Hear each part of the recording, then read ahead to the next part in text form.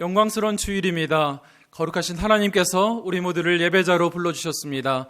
다 같이 자리에서 일어나셔서 사도신경으로 우리의 신앙을 고백하시겠습니다. 함께 고백하시겠습니다. 전능하사 천지를 만드신 하나님 아버지를 내가 믿사오며 그 외아들 우리 주 예수 그리스도를 믿사오니 이는 성령으로 잉태하사 동정녀 마리아에게 나시고 본디오 빌라도에게 고난을 받으사 십자가에 못 박혀 죽으시고 장사한 지 사흘 만에 죽은 자 가운데서 다시 살아나시며 하늘에 오르사 전능하신 하나님 우편에 앉아 계시다가 저희로서 산자와 죽은 자를 심판하러 오시리라.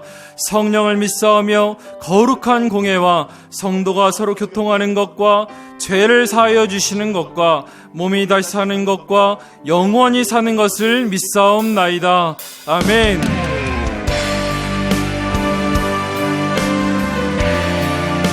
우리의 마음과 정성과 뜻을 다하여 하나님을 찬양하며 나아가겠습니다. 찬양하며 주님을 예배할 때 하늘 가득한 주의 영광 보리라.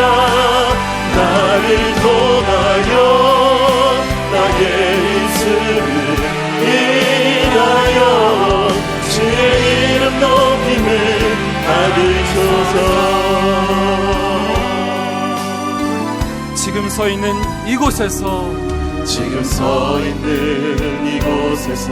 높임을 받으소서. 내가 밟는 땅 주님의 땅이니 하늘이 주의 이름 높이 올리며 넓은 바다가 주를 노래해.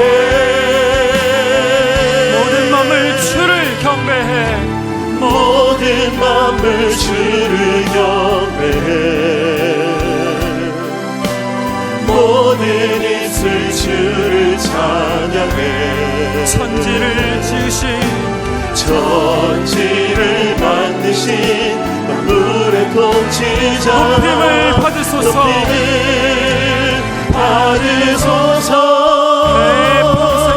내 평생에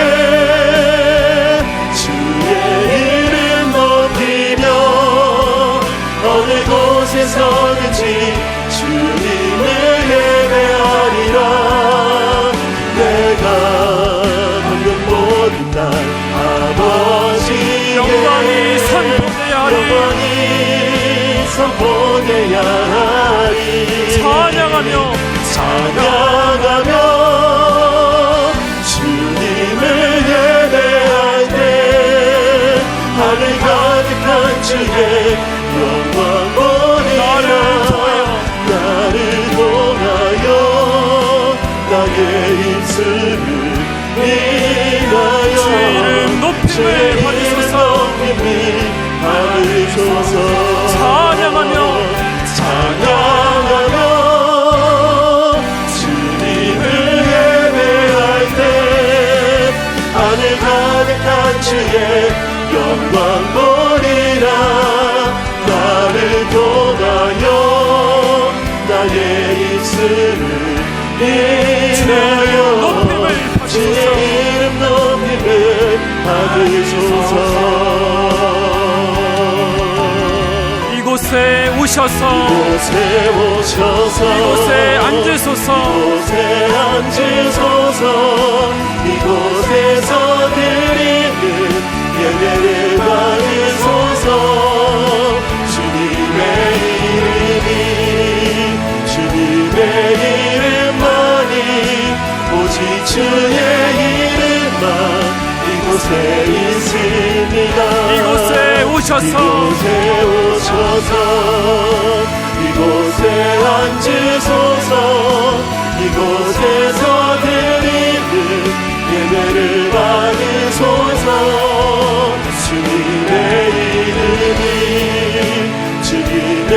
이름만 오직 주의 이름만 높임을 받으소서. 영광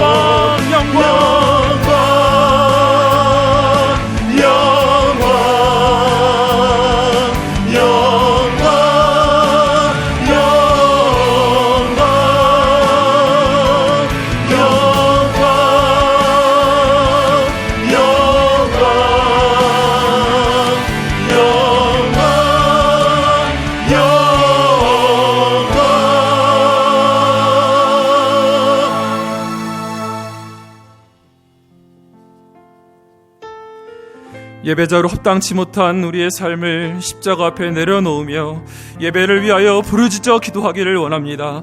주여 은혜를 부어주옵소서. 다같이 통성으로 기도하시겠습니다. 살아계신 하나님 아버지, 이 시간 예배를 위하여 기도하며 나아갑니다. 말씀을 따라 살지 못한 우리의 연약함을 용서하시고 예배에 합당한 자로 세워주시옵소서. 하나님 앞에서 완악한 자임을 깨닫고 진정한 회개의 눈물을 회복시켜 주시옵고 예배를 드리는 장소마다 성령님의 충만한 임재를 허락하여 주시옵소서. 가정과 교회를 위하여 기도하며 나아갑니다. 가정에서 드리는 예배를 통해 가정을 회복시켜 주시옵소서.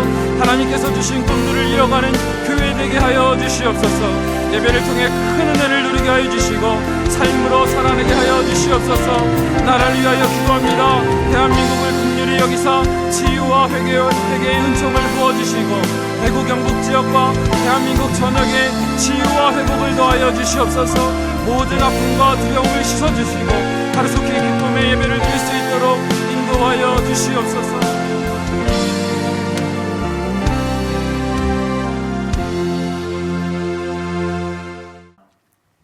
이제 우리 하나님 말씀 같이 살펴보시겠습니다. 하나님 말씀은 마가복음 1장 14절부터 20절까지 말씀입니다. 마가복음 1장 14절부터 20절까지 우리 한 절씩 돌아가면서 읽도록 하겠습니다. 모두 다 자리에서 일어나셔서 우리 하나님 말씀을 받들어 읽도록 하겠습니다. 마가복음 1장 14절 제가 먼저 읽습니다. 요한이 잡힌 후 예수께서 갈릴리에 오셔서 하나님의 복음을 전파하여 이르시되 때가 찼고 하나님의 나라가 가까이 왔으니 회개하고 복음을 믿으라 하시더라. 갈릴리 해변으로 지나가시다가 시몬과 그 형제 안드레가 바다에 그물 던지는 것을 보시니 그들은 어부라. 예수께서 이르시되 나를 따라오라. 내가 너희로 사람을 낚는 어부가 되게 하리라 하시니 곧 그물을 버려두고 따르니라. 조금 더 가시다가 세베대의 아들 야고보와 그 형제 요한을 보시니 그들도 배에 있어 그물을 깁는데 같이 읽습니다. 곧 부르시니 그 아버지 세베대를 품꾼들과 함께 배에 버려두고 예수를 따라가니라. 아멘. 자리에 앉으시기를 바랍니다. 지난 시간에 살펴본 것처럼 이제 예수님께서는 세례요한에게 세례를 받으시고 그리고는 광야로 가셔서 사탄에게 시험을 당하시고 그리고 그 시험을 이기시는 과정을 다 거치십니다. 이런 과정을 거치시고 드디어 오늘 본문에서부터 예수님의 공생의 사역이 시작이 되는데요. 제가 주목하는 것은 이렇게 예수님께서 공생애를 시작하는 그 시점에 가장 먼저 행하신 것이 하나님 나라에 대한 선포였다는 것입니다. 15절 이르시되 때가 찼고 하나님의 나라가 가까이 왔으니 회개하고 복음을 믿어라 하시더라. 이 선포가 왜 중요한 의미를 가지고 있는가 하면은 이 15절에서의 이 하나님 나라에 대한 선포는 이후에 예수 그리스도께서 하실 모든 일들에 대한 그 방향을 드러내는 차원의 선포입니다. 그래서 예수님 행하시는 어떤 기적과 이적이나 또 연약한 자를 도와주시는 거나 그 모든 주님의 하시는 사역과 행적은 이 하나님 나라를 세워나가는 여기에 초점이 있다. 이걸 전제로 해서 보셔야 되는데요. 그런데 오늘 본문에 보면은 이제 예수님께서 이렇게 하나님 나라를 선포를 하시는데 그 하나님 나라에는 어떤 성격이 내포되어 있는가가 여기에 드러나 있습니다. 15절을 다시 보시겠습니까? 이르시되 때가 찼고 하나님의 나라가 가까이 왔으니 여기 보니까 그 두 가지가 나옵니다. 하나는 때가 찼고 그리고 또 하나는 하나님의 나라가 가까이 왔다. 이걸 가지고 여러 방향으로 여러 갈래로 설명을 드릴 수 있지만 오늘 제가 여기서 강조하고 싶은 포인트 하나입니다. 이 둘의 공통점이 뭐냐 하니까 이 때가 찼다라는 이 말씀의 의미는 이 때가 찼다는 말씀 속에 뭐가 전제가 되어 있는가 하니까 그 때를 누군가가 정해줬다는 거 아닙니까? 학생이 이제 어느 날 이제 그 중간고사를 보게 되었다 하면 그 중간고사를 정해준 어떤 분이 계시다는 거 아닙니까? 이 때가 찾다라는 이 말씀 속에서 오늘 제가 강조하고 싶은 거는, 이 말씀 속에는 주권적으로 일하시는 하나님께서 주권적으로 정해놓으신 시기와 또 그 기간을 통제하고 계시는 분이 계시다는 것, 그 하나님의 주권이 여기서 지금 강조가 된다는, 전제가 된다는 걸 강조하고 싶은 겁니다. 갈라디아 4장 4절에서도 때가 참에 하나님이 그 아들을 보내사 여자에게 나게 하시고, 이 하나님의 나라는 질서의 나라예요. 내가 뭐 열심을 내고 열심히 옳다고 당위성 있다는 것도 중요하지만 이게 하나님의 때인가, 이걸 찾는 게 굉장히 중요하다는 사실입니다. 그런가 하면 그 다음 나오는 하나님의 나라가 가까이 왔다, 이 표현도 마찬가지입니다. 아람으로 하나님 나라는 왕적인 통치 혹은 주권, 이런 뜻을 담고 있는 단어거든요. 표현이거든요. 이런 맥락으로 보면은 하나님 나라는 어떤 장소나 영역의 문제를 강조하고 있는 것이 아니라 이거는 통치권의 문제예요. 통치자 되시는 하나님의 주권, 그분의 다스림, 이게 강조가 된 표현이 이 본문에 나와 있는 하나님의 나라입니다. 그러니까 예수 그리스도께서 지금 공생애를 시작하시면서 장소의 문제보다도 그분이 다스리는 영역의 차원에서 하나님 나라를 선포하고 있다는 것입니다. 그런가 하면 이 15절에서의 그 하나님 나라의 선포를 보면은 예수님께서는 이렇게 하나님 나라를 선포하시면서 두 가지 명령을 내리시는 것을 볼 수가 있습니다. 15절을 다시 보십시오. 이르시되 때가 찼고 하나님의 나라가 가까이 왔으니, 그 다음 보세요. 회개하고 복음을 믿으라 하시니라. 여기 보면은 두 가지 명령이 나오는데요. 회개하라, 그리고 복음을 믿어라. 이거는 사실은 같은 의미를 좀 강조하고 있는 그런 중복적인 표현이라고 생각을 합니다. 먼저 앞에 나오는 회개하라라는 의미를 살펴보면은, 여기 나오는 회개라는 단어는 방향 전환, 또 되돌림, 또 마음의 변화, 이런 뜻을 가진 단어입니다. 그러니까 여기서 강조되는 회개하라는 말씀은 지금까지 너희들이 신뢰하고 의지하고 있는 그 대상에서 돌아서라는 거예요. 막 감정적으로 막 가슴이 뜨거워지는 게 회개가 아니고요. 예수님을 알기 이전에 하나님 나라를 생각하지 못하던 때 내가 의지하던 그 어떤 대상으로부터 돌아서는 것.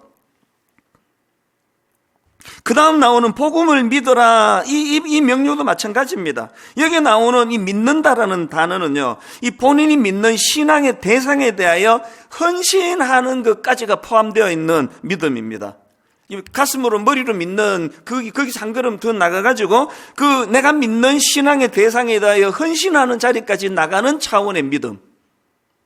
이런 것들이 다 뭘 강조하는지 짐작할 수 있는 거 아닙니까? 이제 때가 찼고 하나님 나라가 가까웠으니 지금까지 당신들이 의지하고 당신들이 신뢰하던 그 대상을 바꾸어서 이제 메시아 되신 예수 그리스도를 믿고 따를 뿐 아니라 그분을 향한 헌신의 마음을 가지라는 것까지가 포함되어 있는 내용이다. 이렇게 받으시면 크게 틀리지 않았다고 생각합니다. 이렇게 예수님은 이제 공생의 사역 첫 출발을 하나님 나라와 복음을 선포하시는 것으로 시작을 하시는데요. 그런데 중요한 것은 그 다음입니다. 이렇게 하나님 나라 복음을 선포한 직후에 예수님이 가장 먼저 하신 것이 그 선포된 하나님 나라의 백성들, 그리고 또 그 선포된 하나님 나라를 함께 건설해 나갈 하나님의 동력자들, 예수 그리스도의 일꾼들을 지금 찾고 계시다는 사실입니다. 여기에 우리의 감동이 있는 거 아닙니까? 저는 여기 나와 있는 부르시니 또 나를 따라오라, 이런 표현들, 자 16절 17절을 보십시오. 갈릴리 해변으로 지나가시다가 시몬과 그 형제 안드레가 바다에 그물 던지는 것을 보시니 그들을 어부라. 예수께서 이르시되 나를 따라오라. 또 19절 20절 조금 더 가시다가 세베대의 아들 야고보와 그 형제 요한을 보시니 그들도 배에 있어 그물을 깁는데 곧 부르시니. 여기 너무나 중요한 의미가 있습니다. 주님은 당신의 공생의 시작을 하나님 나라 선포로부터 시작하시고 그 하나님 나라를 세워나가는 그 천국 백성으로 사람을 부르고 계시다는 것. 오늘 우리 예수 믿는 우리 모두가 다 어떻게 예수 믿게 되는지 모르지만 여러분, 우리 모두가 목말라 해야 되는 건 이 주님의 부르심이에요. 이 부르심이 어떻게 반응하는가. 저는 이렇게 예수님의 공생에 당신이 직접 어떤 일을 행하시기 전에 먼저 그 제자들을 부르시는 이 내용을 또 그 과정을 보면서 참 두 가지 중요한 의미를 발견하는데요. 첫 번째 의미가 뭐냐 하면은 이 예수님 당시 랍비와 제자들 간의 사이는 주로 제자들이 그 가르침 받고 싶은 랍비를 그 제자들이 선택해가지고 자기가 선택한 랍비를 찾아가는 이런 그 관행이라 그럴까요? 이런 문화를 갖고 있던 상황이라는 겁니다. 그런데 예수님은 지금 제자들이 찾아오기를 기다리시지 아니하시고 주님이 제자들을 찾아가세요.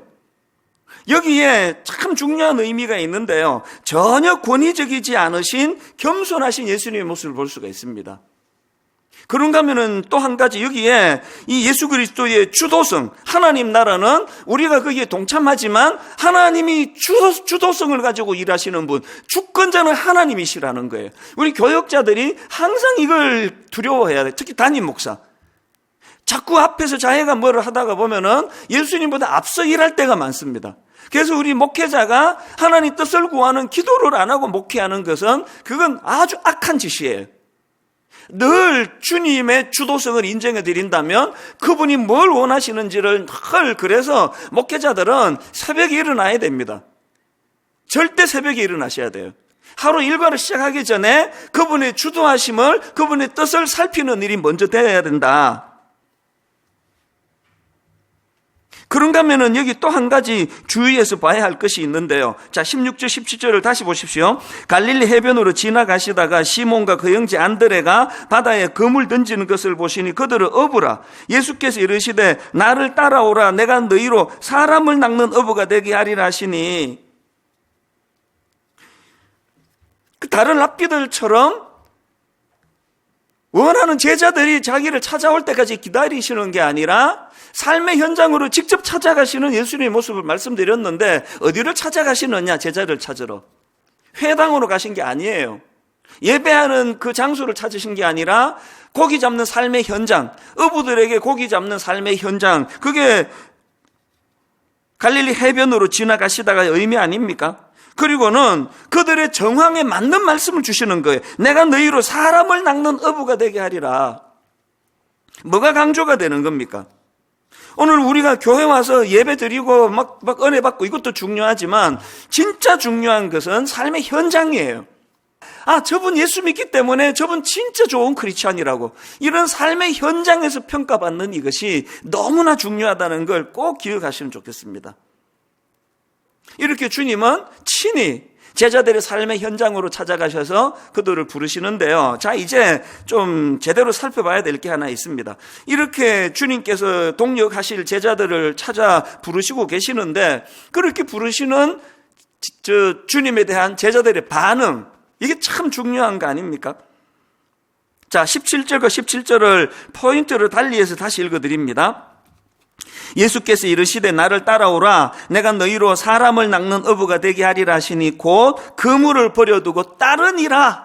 이 따르니라가 나오고요. 19절 20절 조금 더 가시다가 세베대의 아들 야고보와 그 형제 요한을 보시니 그들도 배에 있어 그물을 깁는데 곧 부르시니 그 아버지 세베대를 품꾼들과 함께 배에 버려두고 예수를 따라가니라. 여러분, 여기 나오는 이 두 차례에 걸친 따르니라, 따라가니라, 이 반응이 정말 이게 중요한 소중한 반응입니다. 왜냐하니까 이건 몇 갈래로 의미를 부여할 수 있는데 여기에는 믿음의 결단이 담겨져 있기 때문입니다. 제가 앞에서 15절 설명할 때 말씀 다시 한번 되짚어 보십시오. 예수님이 15절에서 이르시되 때가 찼고 하나님의 나라가 가까이 왔으니 회개하고 복음을 믿으라 하시더라. 하나님 나라가 선포될 테니까 니들이 두 가지를 해야 되는데, 여기서 말하는 회개는 뭐 어떤 의미라 그랬습니까? 삶의 방향의 전환 차원의 회개라 그랬잖아요. 지금 신뢰하고 의지하는 대상으로부터 돌아서는 차원에서의 회개라고 말씀을 드렸잖아요. 그 다음에 복음을 믿으라 할 때도 이 말씀도 이제 예수 그리스도를 메시아로, 이제 예수 그리스도를 하나님의 아들로 수용하고 그분에 대한 믿음을 가질 뿐만 아니라 그분에게 헌신하라라는 내용도 포함되어 있다고 말씀드렸잖아요. 그러니까 지금 제자들이 두 번에 걸쳐서 삶의 현장에서 따르니라 가느니라라는 이렇게 반응을 보인 여기에는 그 앞에 15절에서 예수님이 선포하셨던 이 명령, 이르시되 때가 찼고 하나님의 나라가 가까이 왔으니 회개하고 복음을 믿으라는 이 말씀을 삶의 현장에서 구현해낸 의미라는 것입니다. 이게 얼마나 중요한 의미입니까? 그런가 하면은 두 번째로 여기 따르니라 따라가니라라고 반응했던 이 제자들의 두 번째 의미, 이 반응의 의미가 뭐냐 하니까 이거는요, 우선순위의 변화 차원에서의 결단이 내포되어 있다는 겁니다. 이 우선순위가 바뀐 거예요. 18절, 20절에 보면은 따르니라 따라가니라 앞에 똑같은 전제가 거기 붙어 있습니다. 18절을 보십시오. 곧 그물을 버려두고 따르니라. 20절, 곧 부르시니 그 아버지 세베대를 품꾼들과 함께 배에 버려두고 예수를 따라가니라. 이 두 번에 걸쳐 나오는 버려두고의 의미가 뭘 내포한다고 생각하십니까? 삶의 우선순위가 달라졌단 말이에요. 그들이 버려둔 그물은 우선순위가 바뀌기 이전에 가장 소중했던 도구예요. 어부에게 그물이라는 거는 이거는 뭐 생계의 수단 아닙니까? 근데 그거를 버려두고 주님을 따랐다. 그러니까 옛 도구를 버려두고 옛 도구를 청산하고 주님을 따라갔다는 건 사람을 낚는 어부가 되게 해주시겠다는 주님의 말씀을 전적으로 신뢰하고 수용하며 따라간 그런 믿음이 내포되어 있다. 우선순위의 변화를 말한다. 이런 의미고요. 그런가 하면 한 가지 더 있습니다. 세 번째로 제자들이 따르니라 따라가니라라고 반응했던 이 반응에는 이 즉시 결단하는 믿음이 내포되어 있다는 거예요. 즉시하는 결단. 18절에 곧 이게 즉시 그물을 버려두고 따르니라. 망설임이 없었다는 거예요. 제 인생을 크게 둘로 나누라면 미국 이민 생활하던 날까지와 미국 이민 생활을 끝내고 한국으로 역이민하던 걸로 저는 둘로 나눌 수가 있습니다. 그래서 저는 1983년 3월 15일 날 이민을 갔거든요. 지난 주일이 3월 15일 제 아내하고 둘이서 기념식 할까?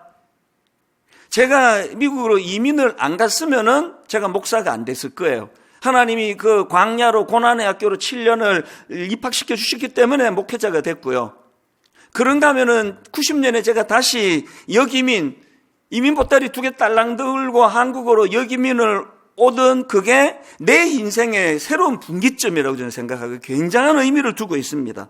왜냐 하니까 그때 뭐 여러 번 설교 들었지만 전부 그 송림 본당에서 들으셔가지고 지금 여기서 하는 거 다 처음 듣는 것처럼 느낄 거라고 믿고 말씀을 드릴게요. 29살 때 이제 대학 졸업하고 곧 이제 스몰 비즈니스를 여기에, 왜냐하면 저는 이제 미친 듯이 돈을 벌어가지고 40살 때 한국으로 와서 고아원 차리고 양로원 차려야 되니까.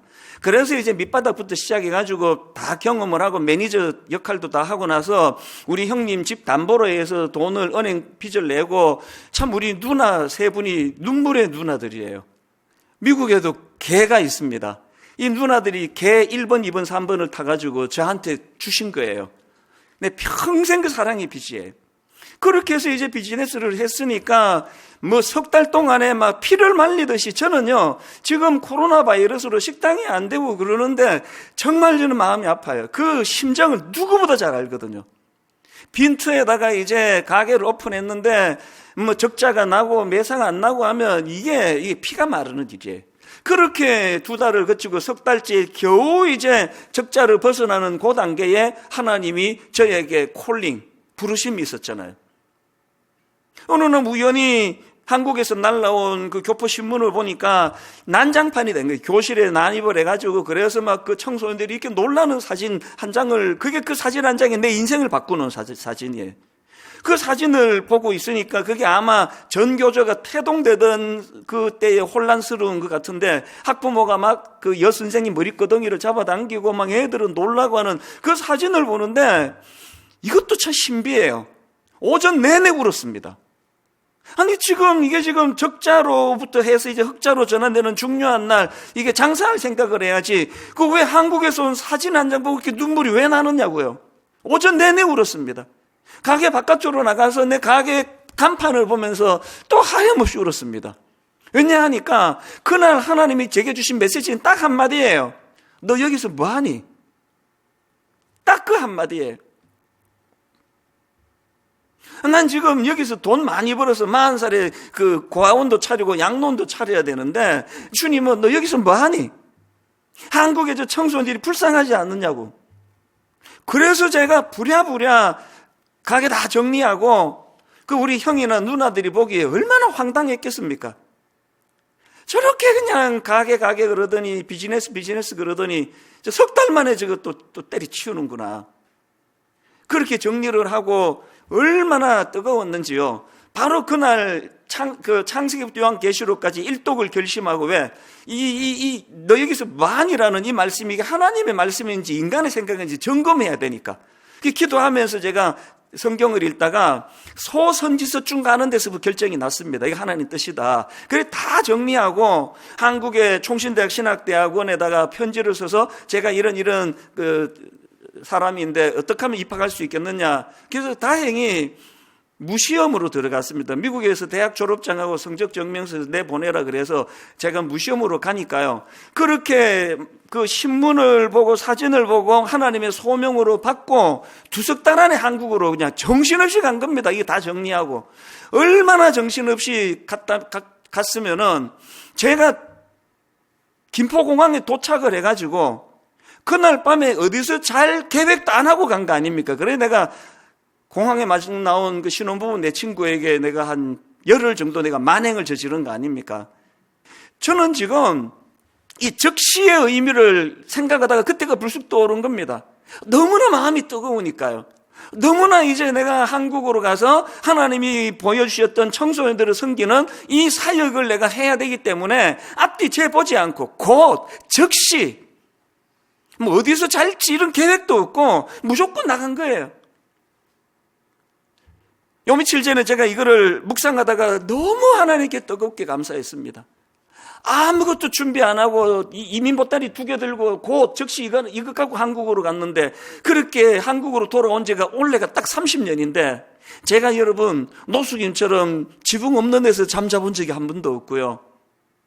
고신교단에서 자란 제가 합동교단인 총신으로 들어가서 그 낯선 교단에 신학교 다니는 내내 너무너무 외롭고 아는 사람 없어 참 소외받는 마음으로 지냈지만 그 과정을 통해서 옥하는 목사님을 만나고 분당 우리 교회를 통해 수많은 성도들을 만나고 한치의 오차 없이 일하시는 하나님의 은혜를 이번에 너무 감격으로 다시 점검해 보았다는 거예요. 여러분 제가 막 계산하고요. 계획하고 어디 가서 자지?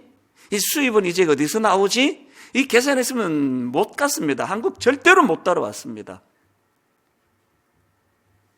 우리가 계산 안 하면 하나님이 하세요. 내가 막 그렇게 재고 계산하고 그랬더라면 일만성도 파송 운동도 마찬가지 아닙니까? 이것도 제 기질과 좀 영향이 있는 것 같아요.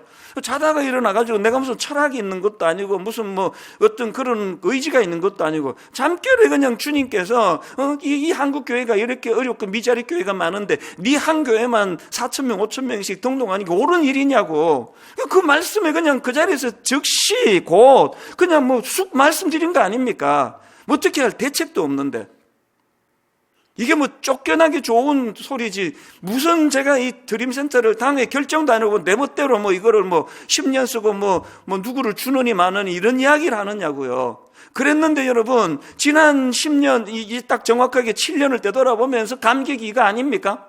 내가 의리부리하니까 내가 아무 대책 없이 주님께 그냥 곧 즉시로 약속을 하니까 상상을 초월하는 하나님의 지혜와 방법으로 일을 이루어 가시는 거 아닙니까? 오늘 여러분 여기에서 우리가 제자들의 부르심에서 곧 즉시 이 말씀이 내포하고 있는 의미 그게 믿음의 결단 우선순위의 변화 차원에서도 중요하지만 여기 나와 있는 곧 여기 나와 있는 즉시의 결단은 이건 인간이 한 게 아니라 성령님이 하신 거예요. 절대로 인간이 이렇게 할 수 없습니다. 저도 머리 잘 굴리는 사람이거든요. 한국에 나갈 대책 집 얻어놓고 그래야만 되는 거 저도 아는데 인간의 생각을 뛰어넘는 전적인 성령님이 하시는 일이에요. 그렇기 때문에 이걸 자랑할 것도 없고 안 된다고 힘들어할 것도 없고 우리에게 필요한 거는 그분을 향한 신뢰를 가진 자만이 할 수 있는 게 결단이거든요. 그런데 여러분 여기서 한 가지요. 17절을 다시 보십시오. 예수께서 이르시되 나를 따라오라 내가 너희로 사람을 낚는 어부가 되게 하리라 이런 말씀을 주시는데요. 이게 참 독특한 게 제가 앞에서 그 당시 랍비들은 스승이 나서서 제자들을 뽑는 게 아니라 제자들이 스승을 찾아간다는 그런 그 문화도 설명을 했지만 그 당시 제자와 랍비 사이에 어떤 관계가 형성이 되는가 하니까 그 당시 랍비와 제자 사이는 주로 가르침과 배움이 주 목적인 관계였다는 겁니다.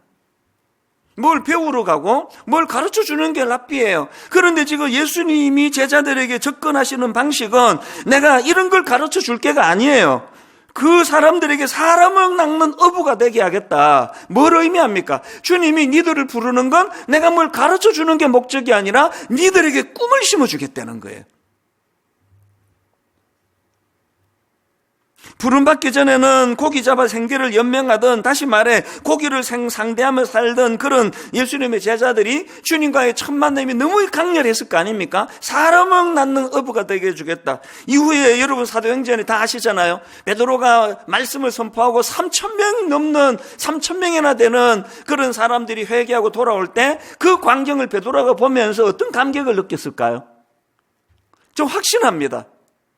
그 어설픈 배운 것도 없는 어부인 자기가 말씀을 전하는데 그 말씀에 파워풀한 영향력이 나타나 성령 충만함으로 3,000명이 회개하는 그 현장을 보면서 주님과의 첫 만남을 생각했을 거예요.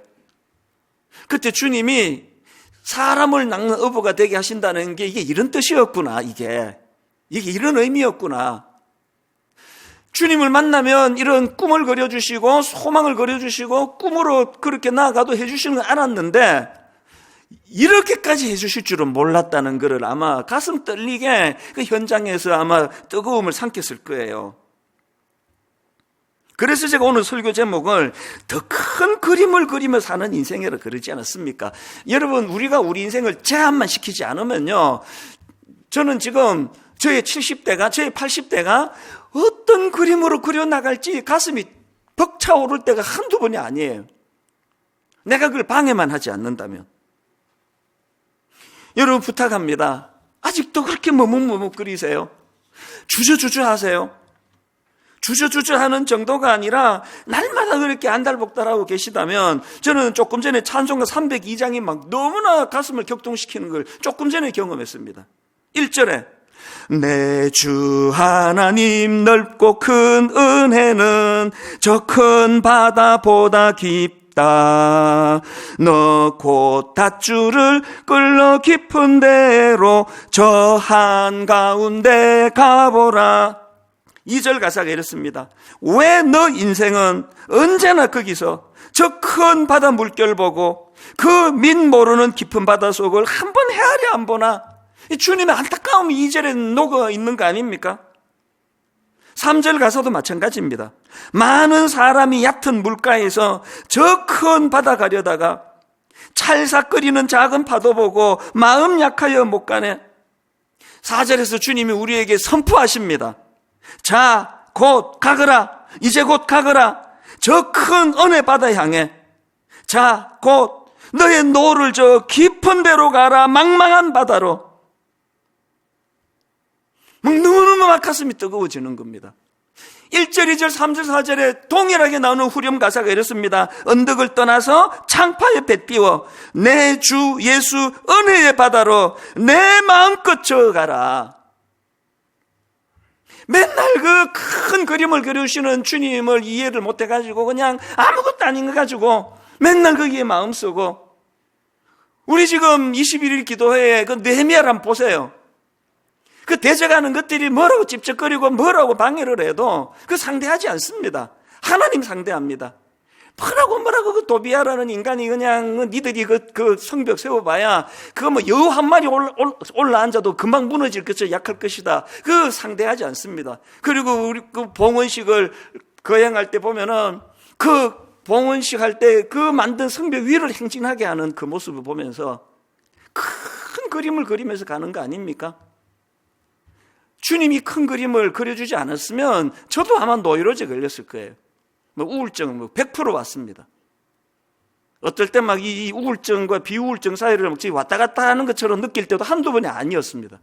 그럴 때마다 큰 그림을 주시는 주님을 보면 또 치유가 되고, 큰 그림을 그려주시는 주님을 보면 회복이 되고, 뭐라고 그냥 말도 안 되는 걸 가지고 공격을 해도 묵묵히 주님이 주시는 그림으로 설명하죠. 그림으로.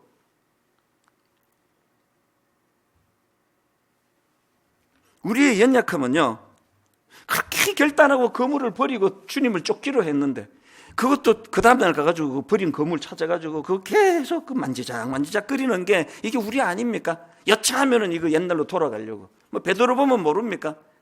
다시 뭐 옛날로 돌아가고. 그게 우리 모습이에요. 여러분, 결단한다는 게 뭐냐? 내 참 부끄러운 얘기인데요. 그렇게 여기민 한국으로 와놓고도 바로 그 시민권을 제가 반납 안 했습니다. 부끄러운 얘기인데 계속 갖고 있었습니다. 왜? 인생이 어떻게 될지 모르는데, 근데 이게 내 인생의 결정적인 방해가 되는 겁니다.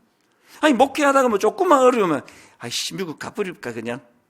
뭐하러 내가 여기 비행기 타면 미국 가는데, 미국에 가서 목회도 되는데, 계속 그런 충동이 나는 거예요. 그래서 제가 어느 날 이래 갖고는 안 되겠다. 왜? 반드시 미국 되돌아갈 것 같아가지고. 그래서 제가 시민권을 반납하러 광화문에 갔는데 그날을 저는 잊지 못합니다. 저의 이 나약함. 제가 이제 그 미국 대사관에 가가지고 시민권 반납 서류를 제출하니까 그 여자분이에요. 잊혀지지가 않아요. 그 서류를 받으면서 딱 한마디 하더라고요. 너 미국 시민권 반납하면 라이프 타임에, 요 말이 잊혀지, 라이프 타임에 다시는 미국 시민권 못 받는데 그래도 괜찮았냐고. 전체를 다 기억 못하고 라이프 타임만 기억하는 저를 불쌍히 여겨주시기를 바랍니다. 그렇게 하고는 사인하고 반납하고요. 미국 대사관에서 경복궁역까지 빠르게 걸으면 한 5, 6분이면 가는 거리인데요. 계속 마음에 갈등이 일어나는 거예요. 지금이라도 그 서류 되돌려 달라 그래서 찢어버리면 나 미국 시민권 유지하는데. 그래서 결정적으로 되돌아선 게 한 3번 되고요. 받으러 가려고. 마음으로는 100번도 더 했습니다. 지금 와서 돌아보면은 그거 되돌려 받아봐야 하나도 필요 없는 건데, 이게 인간이에요. 이게 다시 그물을 만지작 끓일 수밖에 없는 인간의 연약함 아닙니까? 저는 단언합니다. 이찬순 목사의 목회는요, 대사관의 시민권 반납하고 그렇게 충동적으로 가서 그 되돌려 받고 싶은 마음을 억제했던 거기서부터 제 목회가 시작이 됐습니다. 왜 그럴까요? 이제 나는 못 돌아가요. 여기 끝이에요. 여기서 내가 승부를 걸지 않으면, 여기서 내가 실패하면 내 인생 끝장이다. 그렇게 배수의 진을 치면서부터 목회에 올인하게 된 것 같습니다. 하나님 나라도 마찬가지예요. 여러분, 세상의 그물 만지작거리지 마시기를 바랍니다. 여기 찔끔 저기 찔끔 여차하면 돌아갈 생각하는 거 안 됩니다. 오늘 이 말씀 앞에 반응하시기를 바라는데요, 그물을 버리시기를 바랍니다. 곧 버려두고 새로운 가치관을 가지고.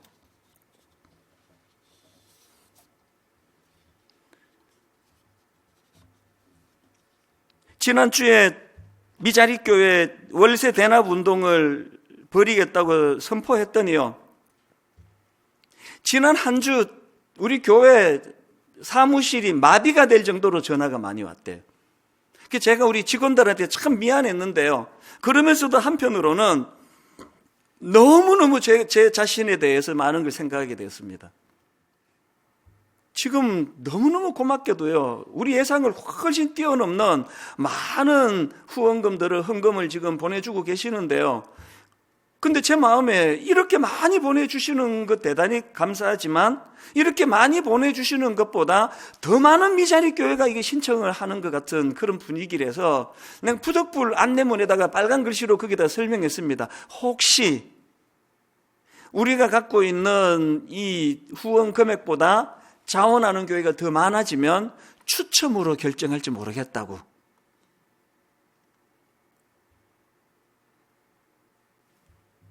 오늘의 결론은 이렇게 맺기를 원합니다. 하나님은 우리에게 큰 그림을 보여주세요. 그저 우리 본능은 내 한 교회, 그저 우리 본능은 내 가족, 내 식구, 내 인생. 근데 주님은 다 버려둬라. 그러면 큰 그림을 그려 보여주겠다. 오늘 시간이 없어가지고요, 이 예수님의 제자들이 단번에 그 부르심 앞에 어떻게 단번에 순종했는가는 제가 다음 시간에 설명을 드리기로 하고 말씀을 이렇게 정리하기를 원하는데요. 우리는 자꾸 하나님의 그림을 그리셔야 돼요. 그래서 작은 일에 그리고 그냥 옛날 걸핏하면 돌아가려고 그물을 만지작 끓이고 있는 이 나약한 태도를 끊어버리셔야 됩니다. 그리고 내가 하나님께 결단하고 내가 예수 그리스도를 믿고 의지하면 내가 생각이 짧아도 그분의 깊은 생각으로 우리를 인도하게 되시는 줄로 믿습니다. 하나님 아버지, 코로나 바이러스가 창궐하는 이 시점에 이제는 우리 어린 자녀들로부터 어른에게까지 조금씩 지치고 마음의 염려가 쌓여가고 있는 현실입니다. 전 세계적으로 경제적으로 먹구름이 밀려온다는 암울한 소식을 듣고 있습니다. 하나님, 이 모든 문제를 해결해 달라고 구하기 전에 이런 결과들이 어디서부터 출발했는가를 돌아보게 하여 주시옵소서. 우리들의 교만으로 과학이 이렇게 발달이 됐다고, 이제 우리 하나님 없어도 잘 살 수 있다고, 하나님, 이 가슴 아픈 코로나 바이러스 현실을 앞에 놓고 이 문제도 주님께 해결해 달라고 기도해야 되겠지만, 근원적으로 하나님 아버지, 주님이 그려주시는 큰 그림을 바라보지 못하고 그저 옛 그물을 만지작거리는 연약한 우리의 모습도 되돌아보고 점검하는 기회로 하나님, 오늘 이 아픈 현실을 사용할 수 있도록 인도하여 주시옵소서.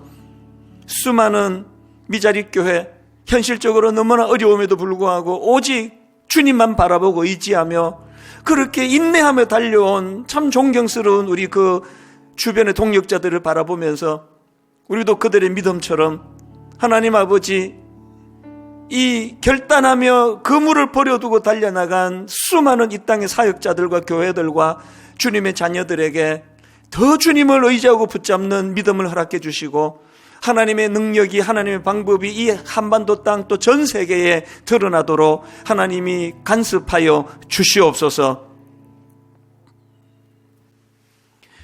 우리 주 예수 그리스도의 은혜와 하나님 아버지의 다함 없는 사랑과 성령님의 감동, 감화, 위로교통 충만하심의 역사가 오늘 주신 말씀 마음에 담고 힘어도 달려가기로 다짐하며 예배하는 모든 주의 자녀들 머리 위에 지금부터 영원토록 함께 하시기를 간절히 축원하옵나이다.